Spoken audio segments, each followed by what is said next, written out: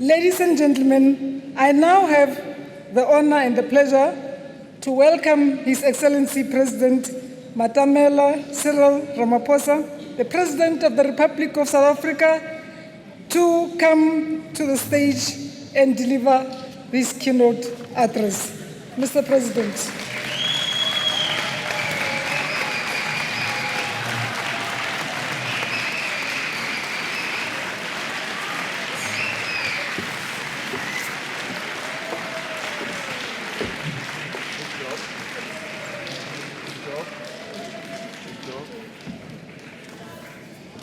Thank you. Let's be seated, please.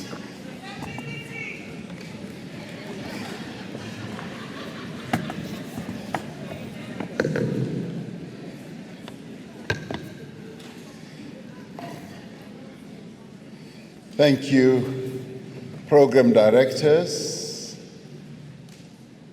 Minister of Women, Youth and Persons with Disabilities, Minister Maite Nkwana Mashabane,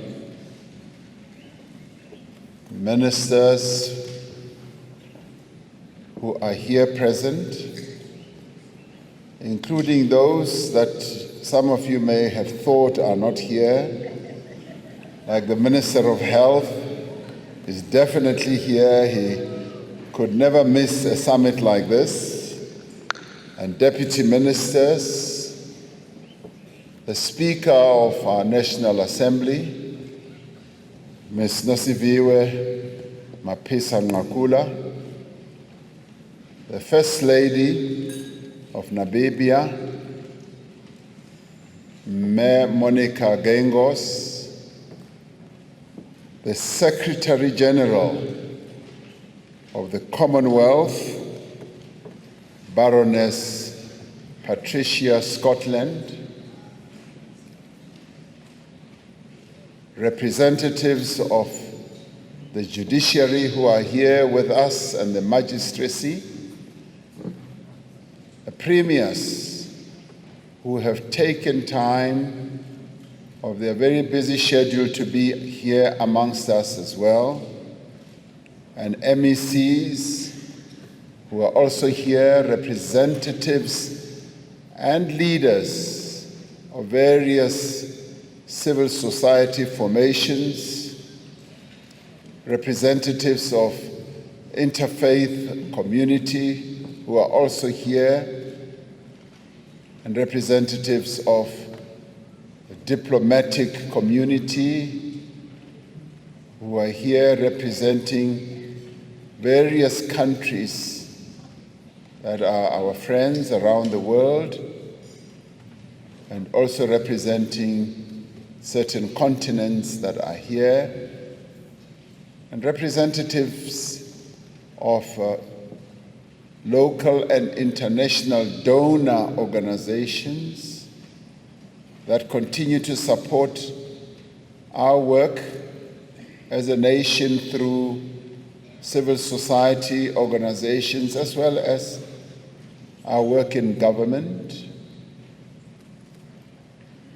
Representatives of international bodies such as the UN and other related organizations that we work with on an ongoing basis, and business representatives who are also here and who continue to support the work that we do, and fellow South Africans.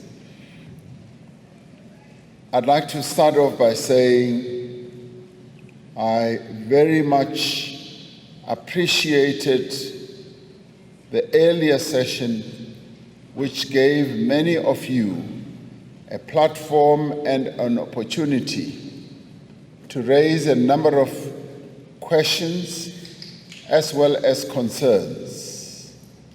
The questions that you have raised, some of which have been responded to, and some of which will be responded to, as was earlier said by our program directors, during the various other segments of this whole summit.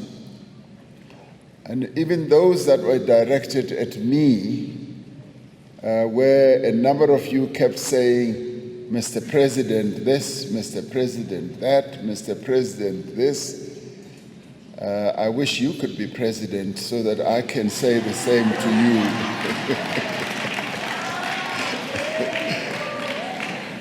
you. Even those that I may not be able to touch on in my input now will also be responded to. I just want you to know that we really appreciate and welcome the remarks, the questions, concerns, as well as complaints that were raised here, some of which were raised at high-pitched level voices, and some of which people were stamping their feet on the ground. We appreciate and accept and embrace all that. We are a government that listens. When our people speak, we do listen. We may not be able to do everything that you all have articulated, but as you will see through what I am going to put before you, we are at work. We're meeting here at this second summit on gender-based violence and femicide, as was said, exactly 4 years to the day since we made a pledge that we made to each other to work together to end violence that the men of our country, perpetrate against women and children in South Africa. It was at the first presidential summit on GBV and femicide in 2018 that we collectively made a firm commitment to the nation to undertake a comprehensive, effective, united response to gender-based violence and femicide. We agreed then that we would develop a national strategic plan to guide our national response, to coordinate the various sectors involved in the fight against gender-based violence. It was also aimed at strengthening the government's response, and may I say, much more than just government, but the state's response, and to align the efforts of government as well as the private sector and civil society. We decided to embark on a number of interventions to deal with the scourge of gender-based violence and femicide in our country, a scourge which, as some of you have correctly said, I dubbed the second pandemic, because during COVID, gender-based violence reared its head in a most ugly way, and I dubbed it the second pandemic. And you are right in saying we should now see this as the first pandemic, now, because it continues to destroy the lives of the women and children of our country. They continue to be raped, they continue to be violated, and they continue to be killed. Then the first step that we came up with was to develop a gender-based violence and femicide emergency response action plan in 2019. I then requested Parliament's presiding officers to call a special joint sitting of both houses of Parliament to not only announce the plan, but to have the plan discussed and debated. The plan was embraced by members of Parliament representing all political parties. In many ways, this was a significant moment for us, in that gender-based violence and femicide was seen as a non-partisan matter on which all political parties demonstrated their preparedness to act together. This was followed by the release in April 2020 of the National Strategic Plan, a plan that you yourselves had carefully crafted and put together.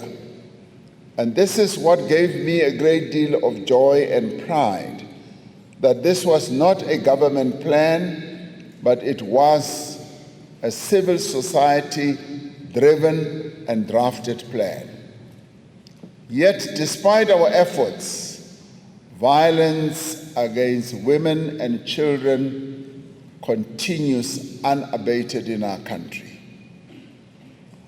Data from the South African Police Service shows that sexual offenses and rape increased by 13% between 2017-2018 and 2020-2022.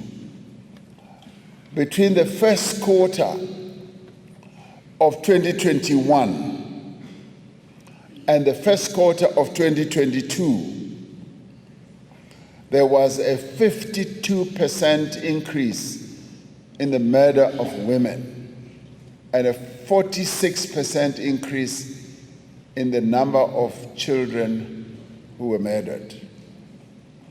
Not a day goes by without a story in our newspapers, on television, and online platforms about a woman or a child that has lost their life or been abused in the most horrendous manner.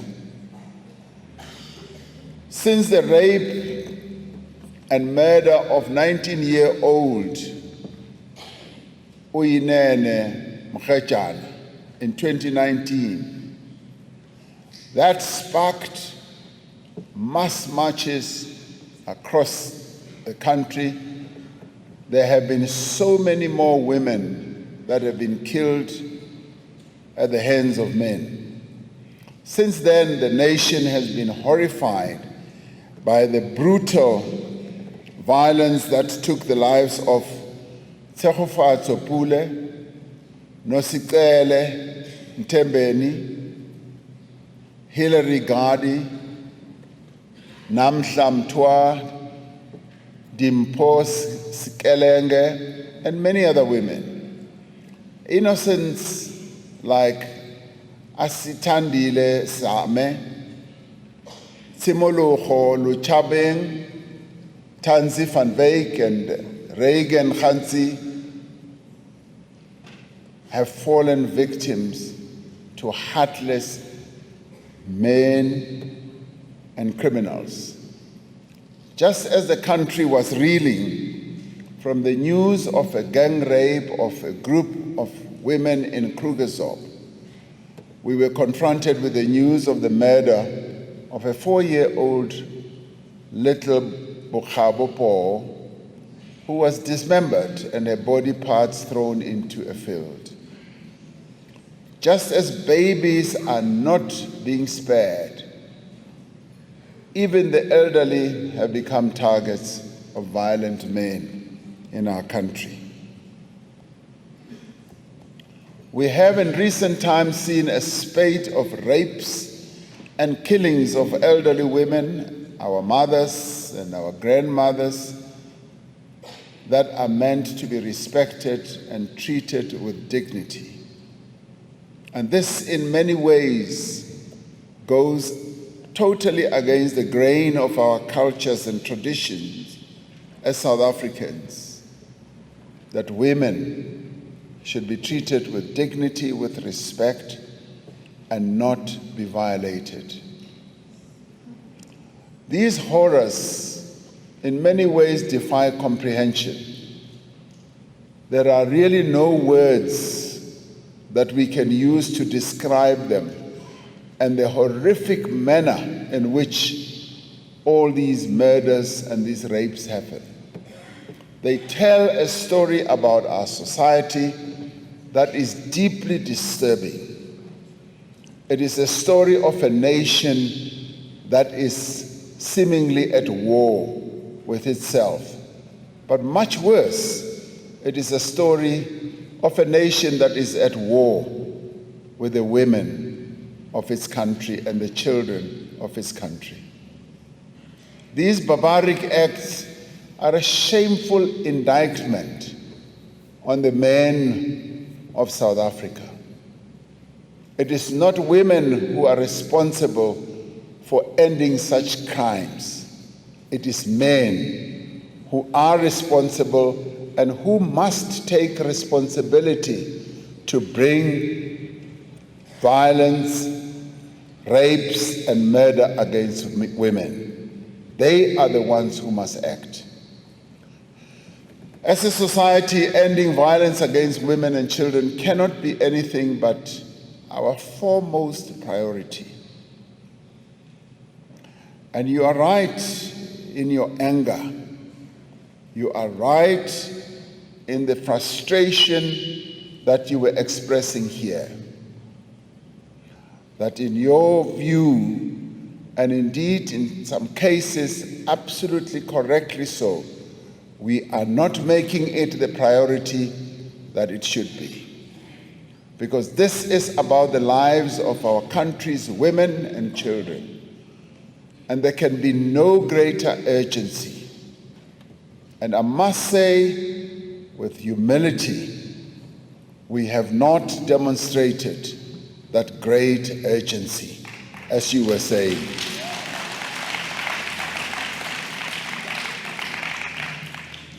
And I say this with humility, with admission as well. We could have and we should be doing much better than we are.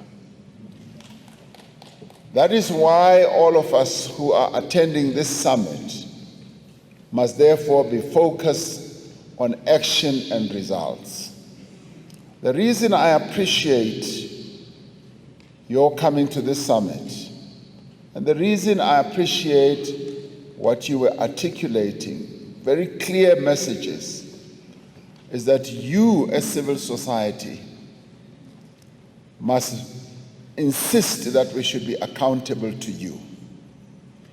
You are the citizens of our country, and where we fail and falter, you must call us out. Where we let you down, you must speak out, as you were speaking out earlier this morning.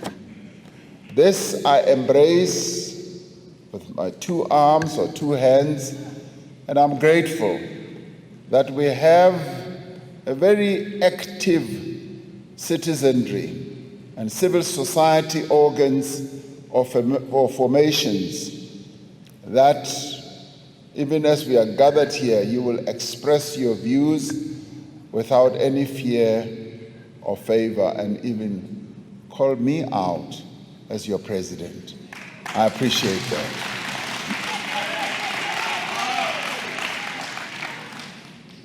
That is why it's important, therefore, to do what my two sisters sitting here were saying. Let us use this summit as a forum, as a platform, and an opportunity where we can come up with solutions. Some progress has been made, as it was admitted, but much more still needs to be done.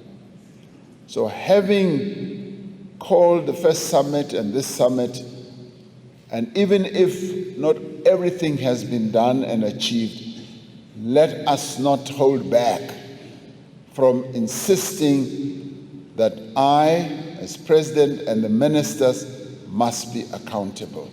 We must be able to give you answers on the issues that you raise. We also need to be critical about those areas of the National Strategic Plan in which there has been little or no progress.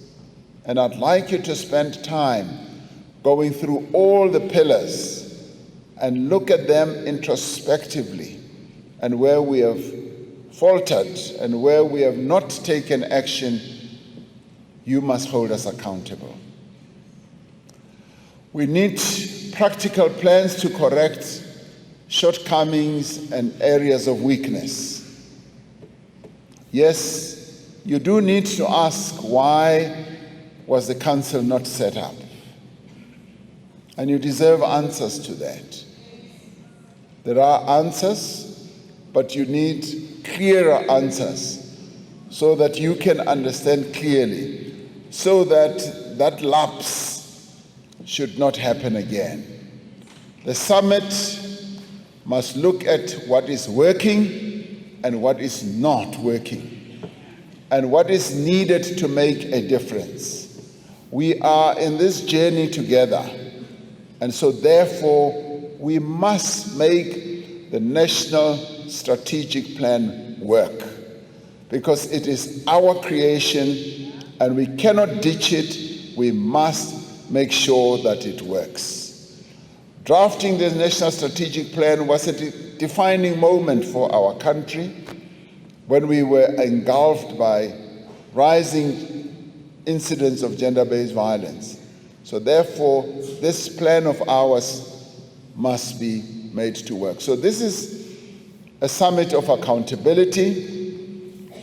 This second presidential summit is for us to assess progress in fulfilling the commitments we made at the first summit in 2018 and in implementing the National Strategic Plan. What we have assessed throughout this process is the importance of a collaborative, coordinated approach towards combating gender-based violence. We need to plan together, implement together, and account together. We owe this to the women of our country. We owe it to all who have been victims also of the scourge of gender-based violence, including their families and their loved ones. The families of these young women whose names I read are also looking at how we are going to deal with the issues that continue to haunt them as families, and how we are going to come up with practical solutions. In the end, we owe it to the people of South Africa, because this scourge affects all of us. It affects not only women, it affects the men of our country and all of us. The actions we take now will determine whether this crime forever remains a feature of our national life, or whether we can say we are the generation that has come to grips with gender-based violence, and we are also the generation that has ended it. One of the great successes of our efforts to fight gender-based violence is the extent to which social partners have rallied together around the National Strategic Plan. The presence here today of such a broad range of civil society organizations, public bodies, social formation is a testament to this. We are grateful to all those people from across society who have been involved throughout all the stages of the formulation of the National Strategic Plan and have guided its implementation. We are further grateful of all the working groups co-chaired by government and civil society representatives that have been working tirelessly to drive the implementation of the NSP. To ensure that the issue of gender-based violence receives the highest attention, the responsibility for institutionalizing the NSP across all organs of the state was placed in the presidency. An End GBV collective was established as a multi-sectoral structure to drive collaborative implementation. Government departments are required to submit monthly reports to the presidency outlining their respective achievements towards the targets set out in the NSP. Someone did ask, are the reports being presented on a monthly basis? The performance has been sporadic, I must say. It hasn't been complete. And now we will be able to say, I'm going to ensure that the reports on ensuring that actions, interventions on the National Strategic Plan are given on a monthly basis by all is adhered to. Because this is too important. And also to ensure that the interministerial committee that we set up continues to coordinate the implementation of the NSP across government. Having set it up, it also needs to be reporting regularly, and the reports have been sporadic as well. The bill that will pave the way for the establishment of the Gender-Based Violence Femicide Council is currently before Parliament. Now, you may ask, why, as you did ask, why has it taken so long to have this council established? Just for you to know, I have been personally following this matter up and asking, why is it taking so long? Professor Shisana can testify to this. Now, the problem is that, yes, government tends to move slowly. Now, some of you said you moved very quickly during the COVID pandemic. Yes, indeed we did. And we were armed by a legislation. The Disaster Management Act was able to arm us through the leadership of the Minister of Kokta. We were able, through the law, to set aside a number of considerations because we had a law that enabled us to do so. Now, piloting this act through the various processes, including taking it to NEDLAC, has taken far too long because the council in the end couldn't really be fully set up without the legislative instrument. And now, and this is where my point of humility comes in, and now that it is going through to go to Parliament, we will make sure that we move quicker. We have the council set up and the full machinery set up. One of the placards I saw there, something that you've been asking questions about, is about funding. Funding for this whole effort. One of the placards which I liked very much said, fund the fight. Fund this fight. Now, I like that placard because it basically means that real money needs to be set aside so that we can fund this fight. What we did do, and my brother who was moderating here asked about the 1.6 billion.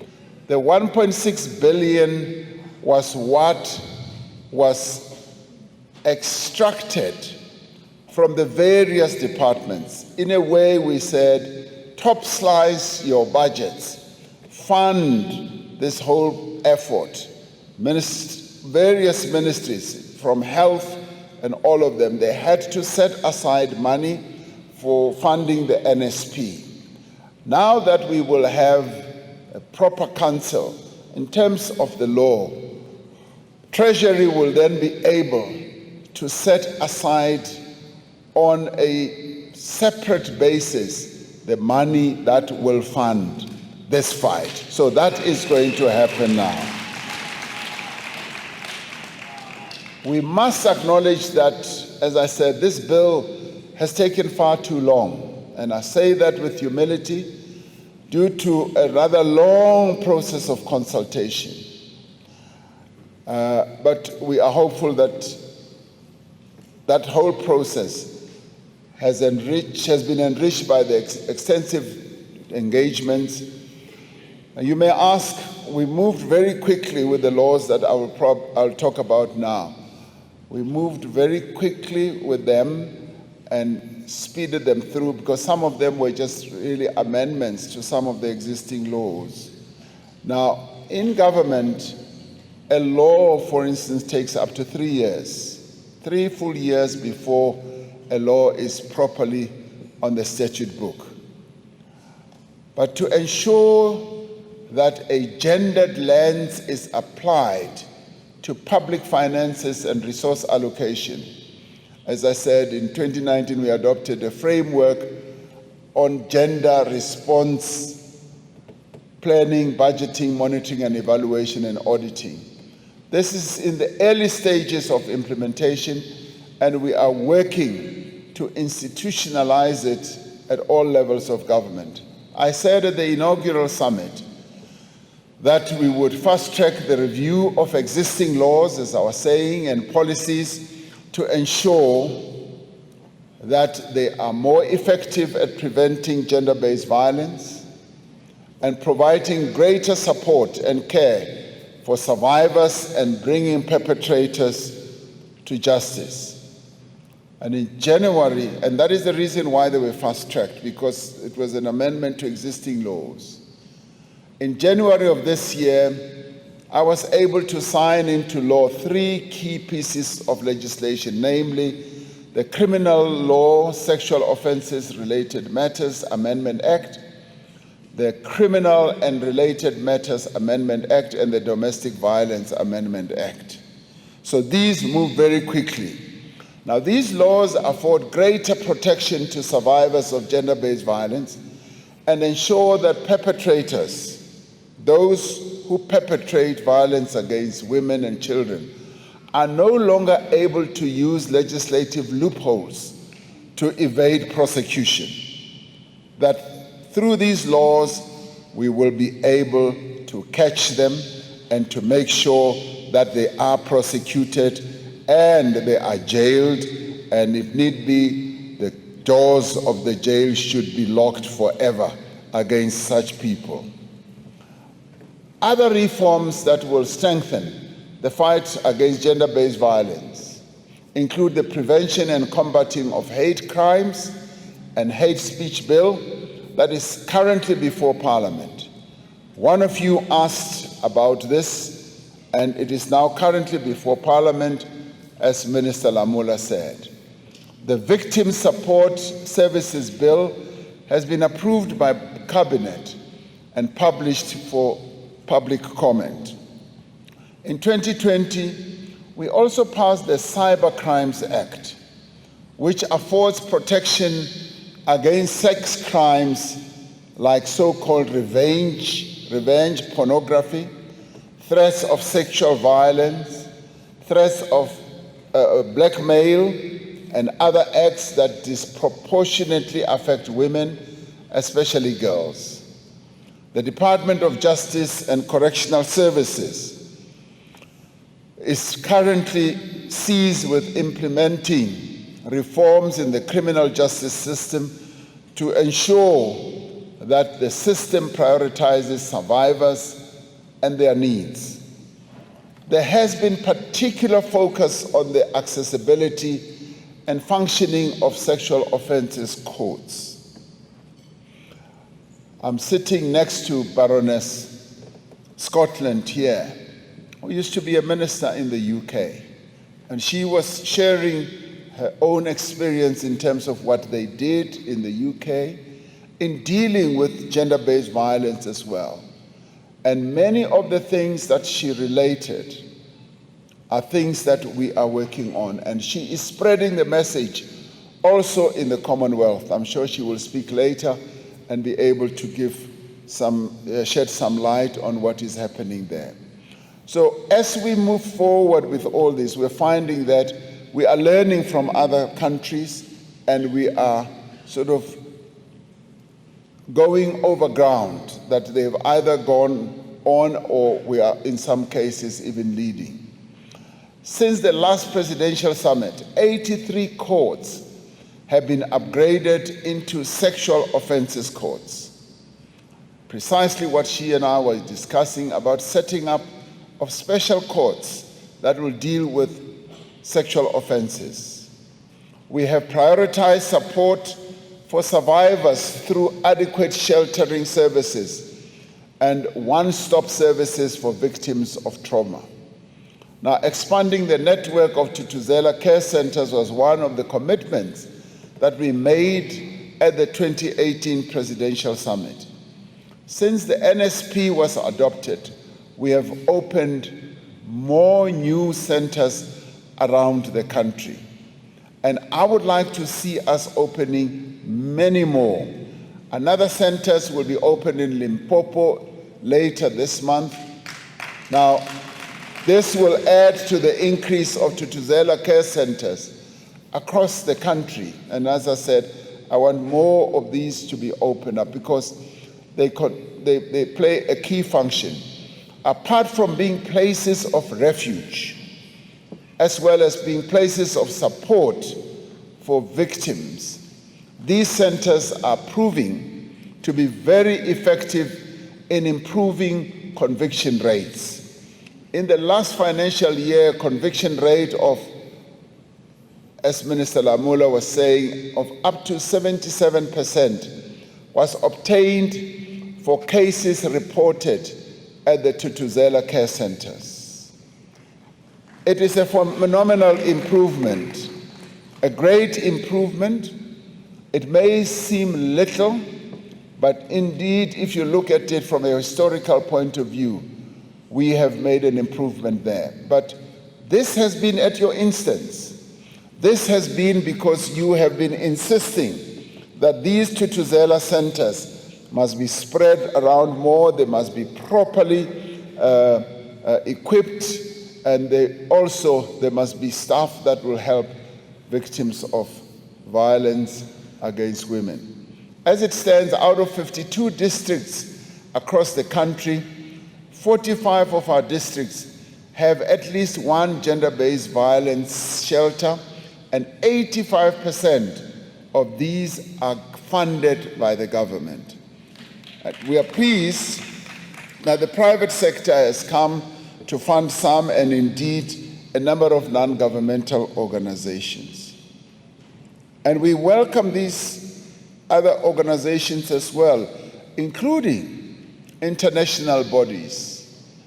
For instance, I was talking to the ambassador earlier from the EU who was telling me that they are spending up to R1 billion assisting various efforts that have to deal with many social issues that our country faces, but also on gender-based violence, producing literature supporting non-governmental organizations. And we must never disregard that. And that is why South Africa's position in the world is so valuable, because we've got countries that are friendly towards us and who help us, who support us in our efforts of rebuilding our country from the ashes of colonialism and ashes of apartheid misrule as well. We will do more to ensure that the remaining districts in our country without shelters are capacitated. I'd like to see, as I said, more of these shelters in all our districts throughout the country. The Department of Social Development has established a national emergency response team to offer trauma briefing in emergency situations. Someone was saying the Department of Social Development needs to be deeply involved in all these matters. It is, and it is working. Minister Zulu is working together with her staff in all matters related to this. It's not only the Ministry of Women, it's not only health, it's a whole range of other government departments that are involved, police and justice and all the others. The Gender-Based Violence Command Center has been further capacitated with a new facility that can accommodate more personnel. We've been working to ensure that South Africa's efforts to turn the tide against gender-based violence are aligned with global efforts. Last year, South Africa ratified, and somebody did ask about Convention 190. We ratified the International Labour Organization's Convention 190, aimed at eliminating violence and harassment in the workplace. And this is where our labor movement has played a key role in insisting and egging us on as government to ratify Convention 190. A key aspect of the National Strategic Plan is the economic empowerment of women. Since announcing our determination to direct at least 40% of public procurement to women-owned businesses, we have sought to establish an enabling environment to support women entrepreneurs. Now, I say an enabling environment because this is still work in progress. I firmly believe that empowering women economically empowers them so much more than you can imagine, because they are then less dependent on men who abuse them.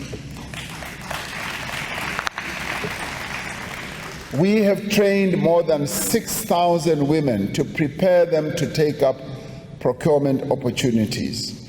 And let me tell you that the message is spreading and deepening in government, that as we procure, we need to be making sure that 40% of what we procure is done through women-led businesses, women-owned businesses, as well as women-managed businesses.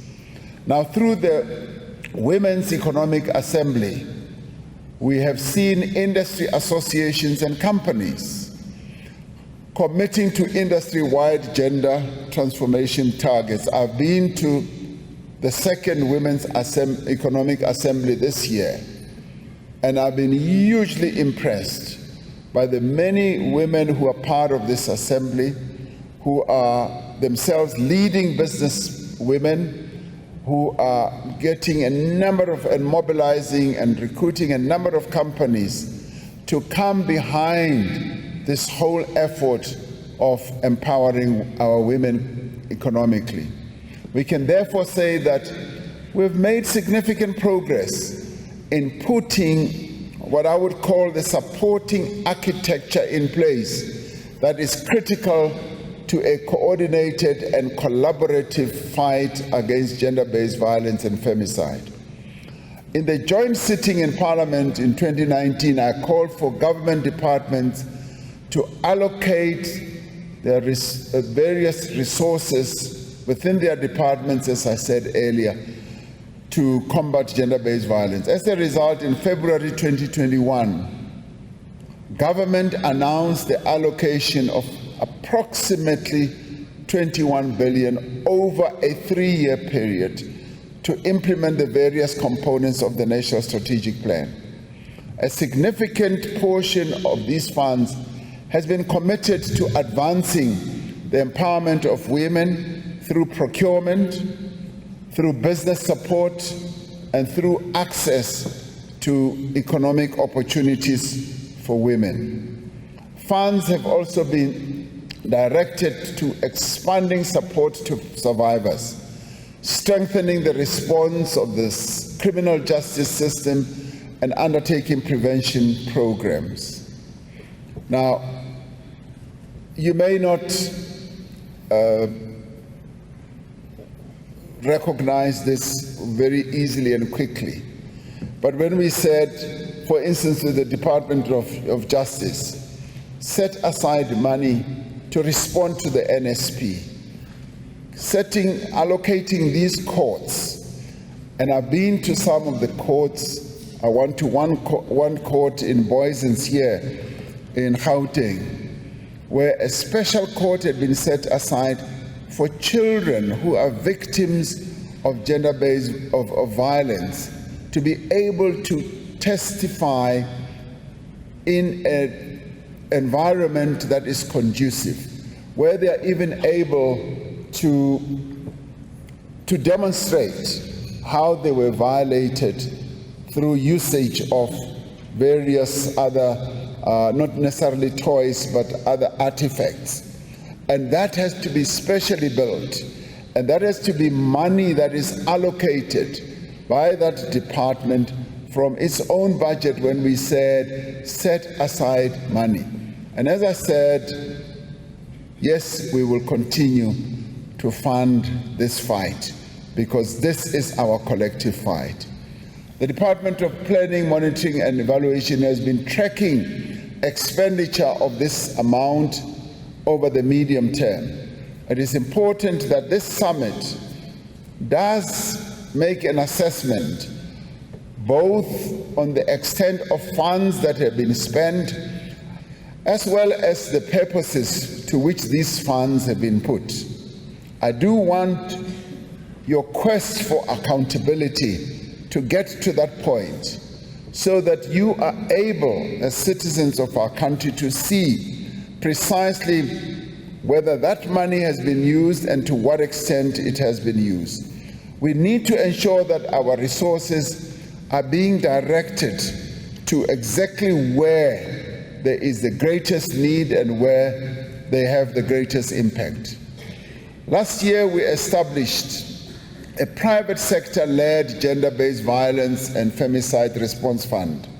Someone was asking about this fund, and this was Fund 1, which received a commitment of 162 million and has to date funded 112 grant partners.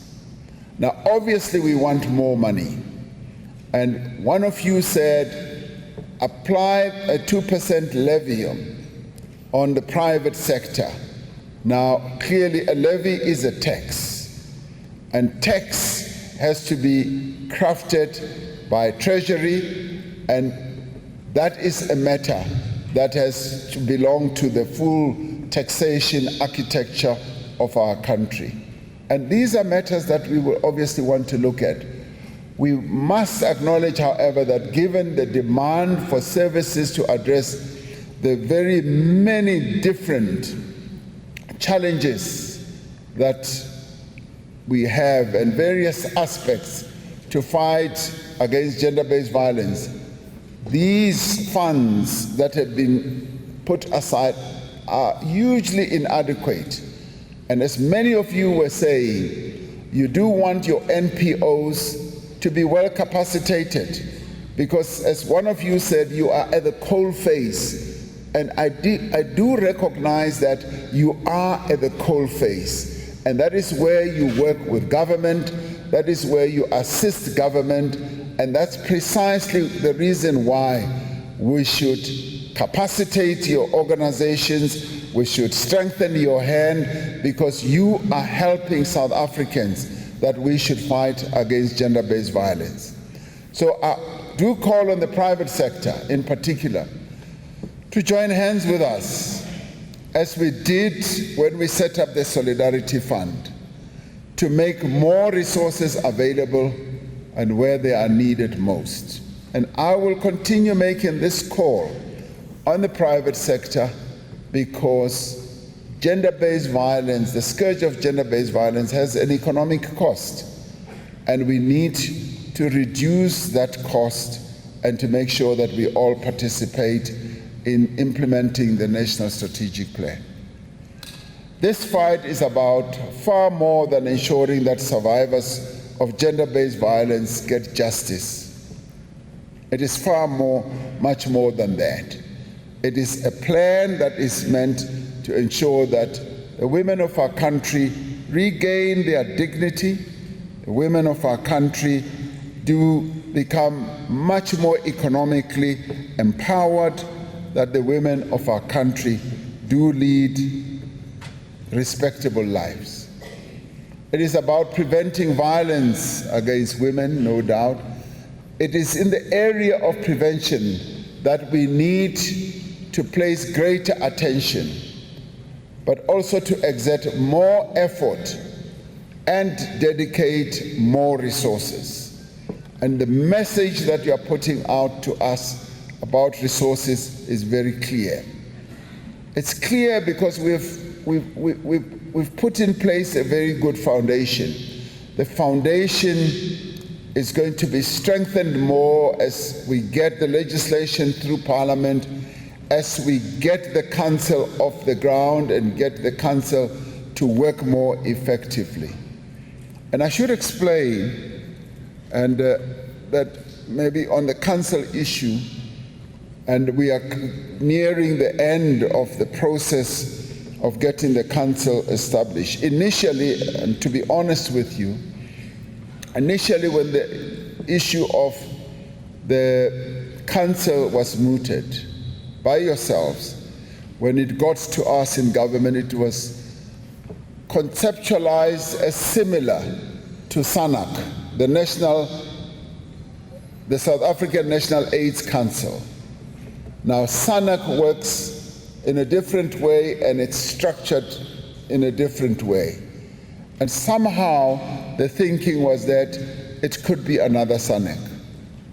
And the discussions went on, and Treasury also said, yes, it can be structured like SANAC. But you, and this is where I'm really grateful for your interventions and the interventions of the people that you have put on the team, are very important. You came back and said, no, we don't want it to be structured like SANAC. We want this council to work effectively so that it is like the frontline entity that is going to respond to gender-based violence. And I appreciate that. Now, indeed, having appreciated that, it means that we have listened very carefully to what you have had to say, and we are going to make sure that as we finalize the legislation and as the council is put together, it will work as a very effective organ that is going to enable us to fight effectively to bring gender-based violence to an end. We have not mobilized the resources that are required for effective behavior change programs that link up the efforts of social partners in communities to address the attitudes and actions of men. In every part of society, in every workplace, in every school and college and university, in every government department, and in every municipality, we need to be organizing men's dialogues. Minister Cyril here was recounting the number of men's dialogues that have been held. Now, yesterday, a day before yesterday, I was at the University of Fort Hare, and I asked the Vice Chancellor, how are they responding to gender-based violence on campus? And he said, Mr. President, we're seeing a wonderful development. And I said, how come? He said, we've held men's dialogues, young men students dialogues, and they have gone to great length and depth to discuss the issues of gender-based violence with these young men. And the message has been sinking in, and the level of consciousness has been rising. And he said, the incidents that we are seeing on campus are tapering down. The next round is going to be, he told me, to hold a women's dialogue, and thereafter they are then going to put the two together. And he said it has unleashed a new energy in dealing with gender-based violence at the university. And he says a number of young women have come forward and say, we now feel safe as we move around the campus, which shows that we do need to reach out to boys and young men to develop masculinities that value respect, understanding, and accountability. I was also exposed to another event, also in the Eastern Cape. Premier Oscar Mabuyane is here. I went to a school prize-giving ceremony, and these young boys had participated in a debate, age 16, 17, and so on, grade 11, grade 12. 8 of them had won prizes. I don't remember whether it was a provincial or national debate, and I asked each one of them what was the debate about, and they said it was on gender-based violence. Each one in their debate had handled a particular topic on gender-based violence. I was overjoyed to see that it's cascading even down at school level, where young boys are now being exposed to the issues of gender-based violence, and their consciousness is beginning to go up. Now, a good example of this is the project by Prime Stars, which in collaboration with government focuses on redefining masculinity amongst young men. This program needs to be rolled out to all schools in the country. We need to see, yes, the president, ministers, premiers, religious leaders, sports people, artists, educators, business leaders, and many others participating in various dialogues, outreach processes, and awareness-raising activities. Now, I have said to my staff, I want, as I move around the country now, to find time to devote to having men's dialogues so that we can talk about gender-based violence with the men of our country. Now, I'd like to thank our premiers. Our premiers are here. I want to thank them for convening Provincial Gender-Based Violence Summit, leading up to this summit. I kept reading about it and seeing some of it on TV, and I've been hugely impressed that at provincial level we have been holding this summit, and with today's messaging, as well as what will be discussed in your various groupings, you will come up with a number of decisions and suggestions so that we continue spreading this message. And certainly the provincial summits have contributed a great deal to the level of raising consciousness in our nation and making the issue of gender-based violence and femicide topical, top of mind, so that we talk and talk and talk about it, so that more and more of our people in South Africa are aware of the scourge that is gender-based violence, this pandemic. We need to reweave the social fabric of our country so we become a society that is nurturing, is caring, is respectful, and in which the human rights of all are protected. Yes, even the human rights of people with albinism, as my brother was saying there, are protected, and that albinism should also be seen and recognized as a disability, as Minister Mkwana Mashabane said. We must build a society, we must also build a society in which there is no place for crimes against women.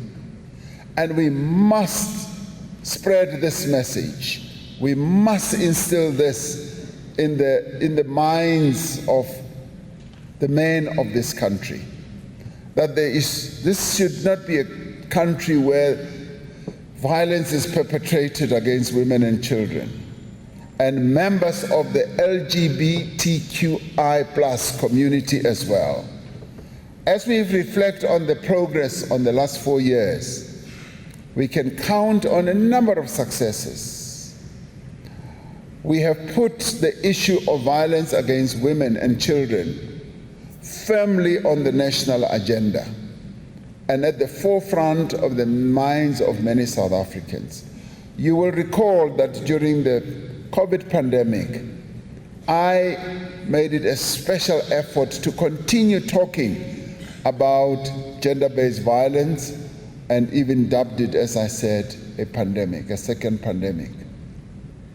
We have established critical institutions and mobilized significant resources, but we need to do more.